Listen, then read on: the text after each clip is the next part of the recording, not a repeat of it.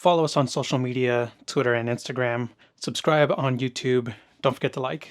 Before watching the new remake of Nosferatu from Robert Eggers, I wanted to watch the original from 1922. Let me start off with, it is hilarious how this film's existence was saved by the little act of piracy.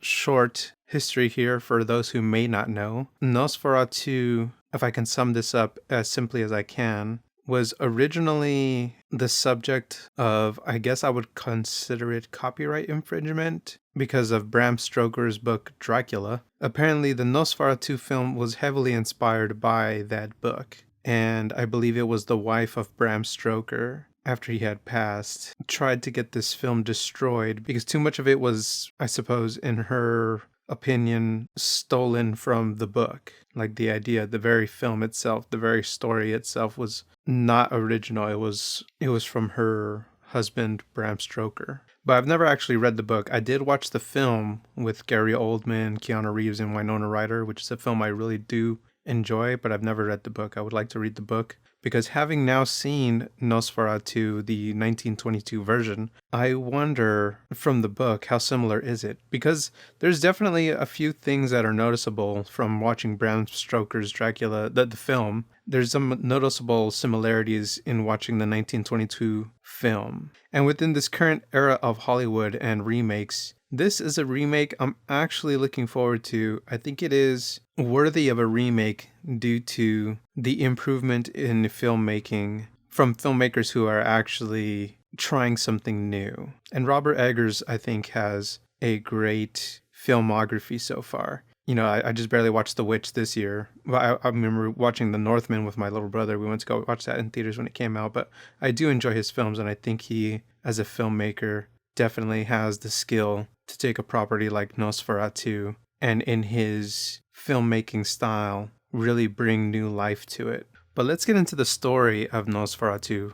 I guess, spoiler warning if you haven't seen the film. It came out in 1922, so this is about a century old film. So you've had 100 years to watch it by now. Anyways, we are introduced to our character Hutter and Ellen. And Hutter is a little bit of a goofball. It's kind of hilarious because, you know, this is a silent film, so their performances had to be a bit more exaggerated. Their body language had to be much more expressive to the point where it's a little bit cartoonish, which kind of makes the film a little bit comical to watch. In Nosferatu, his appearance is rare, but he definitely is very impactful in the story, the way they set up all the things that are happening in this town of Wisborg and warnings of a plague. And Hutter picks up this book in particular that warns him, I guess technically it's warning the audience of Nosferatu. But anyways, Hutter and his wife Ellen, they reside in this town of Wisborg, and Hutter works for an estate agent whose name is Nock, and he looks like a mischievous version of Einstein. And Nock, we learn later, is, I guess I would say, an accomplice of Nosferatu, who we are first introduced to as Count Orlok. And we learn of Count Orlok's goal, Nosferatu. He wishes to reside in the town of Wisborg and does his bidding through the real estate agent. And this real estate agent hires Hutter as one of his employees to basically go and make this deal in Transylvania, which they call the Land of Ghosts. So he offers him this job to make some fat wads of cash, some fat money to make this deal with Count Orlok, who Hutter does not know at this time that this is Nosferatu. He doesn't even know who Nosferatu is. He doesn't even know what the existence of Nosferatu. To him, he's just Count Orlok, this rich man who wants to reside in the town now. So Hutter goes home and he tells Ellen, his wife, about the Count's inquiry for property. And Ellen looks visibly upset. Ellen is going to be played by Lily Rose Debt in this new film. So, obviously you've seen the posters of her. But yeah, so Ellen's visibly upset that Hutter is leaving for an extended period of time because to travel, make the deal, and then have to travel back, I'm sure that takes a good month, maybe in those times when you have to travel by a horse and all that. But Ellen is going to be accompanied by a different couple, so she's not going to be alone. But she is sad that her husband, Hutter, this goofball, is going to fucking have to leave. And it's so funny because as Hutter is going and traveling to the castle in Transylvania, he stops by this lodging area to stay for the night. And he gets the whole, I guess it's their dining area, their restaurant, whatever you want to call it. But everyone pauses when he tells them, like, I have to go to Count Orlok's castle. And everyone just pauses. And it's at this lodging area where he gets this book that's warning him of Nosferatu. But he's so goofy. He reads this thing like, watch out for Nosferatu, beware. And then he just looks at this book and he laughs. He's like, haha, stupid, and tosses the book. It just is so funny how childish he is. It's so funny that it makes me wonder, because people, I'm sure, were super excited back in 1922 to just go see a film. So we see Nosferatu. It's a fun movie to watch. I can't imagine being back then and it's like, they have like 5 movies and they're like, I can't wait to watch Nosferatu. And like, imagine how many reruns they had of that. Or maybe it was just really rare. I don't know how often they could run a film. But yeah, it's hilarious to think that people were watching this film and this is just like top shelf horror.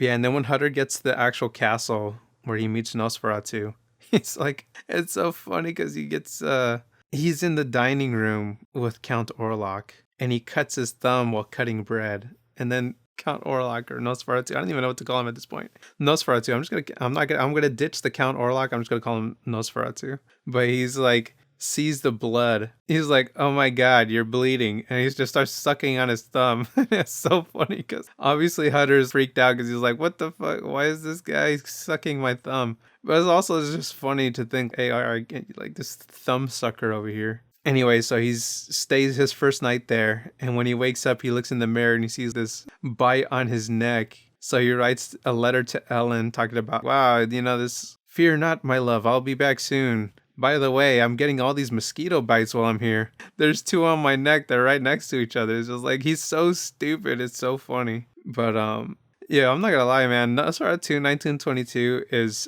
hilarious. It is a lot of fun. But as they carry on and Hutter is making this deal with Nosferatu, a picture falls out of his pocket or something like that onto the desk. And Nosferatu sees Ellen and becomes Mr. Steal Your Girl during the estate deal. And he's like, your wife's neck is so beautiful. Like, she's got such a beautiful neck. And that's what prompts him. Just the very picture of Ellen turns him on so much that he's like, I'm gonna buy the house right across the street from your house. Oh man, it's comic gold, I tell you. One thing too, from the trailers of the new film and the posters, there's this iconic stills from the trailer that you see of Lily Rose Depp, who's being summoned to the window. She kind of floats into the air. Anyways, they definitely have that shot in this film. So you definitely see where the inspiration for the new Nosferatu comes from, with that iconic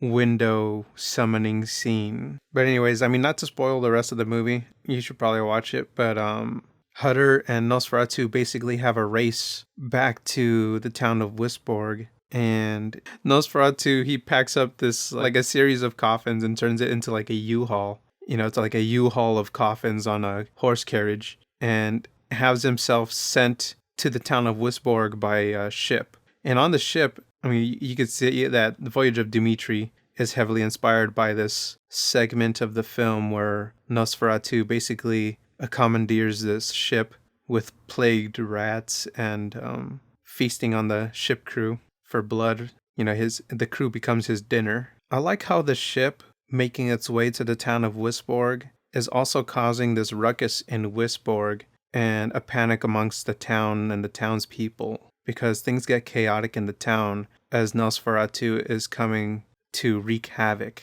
And when the ship does finally arrive, some of the town leaders find this ship log that offers details of this plague found amongst the ship, and there's no crew members left alive by the time Nosferatu arrives. There was this other shot too. It was really interesting. They had I guess they were trying to make a comparison of the Venus flytraps to, somehow they were connecting that to the narratively, not the people who show the Venus flytraps. But it was also interesting just to see this Venus flytraps on film.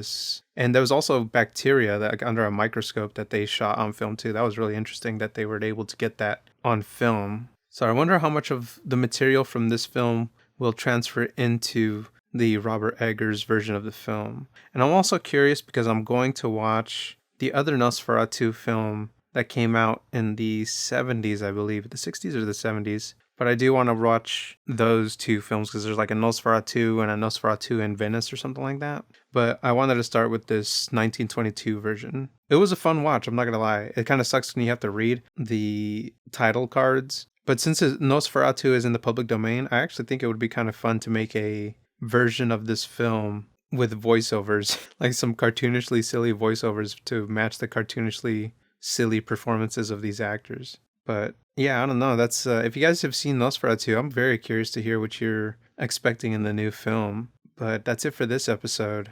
Follow us on Twitter at ghettoplex_mp4, on Instagram at ghettoplex.mp4, and subscribe to us on YouTube at Ghettoplex.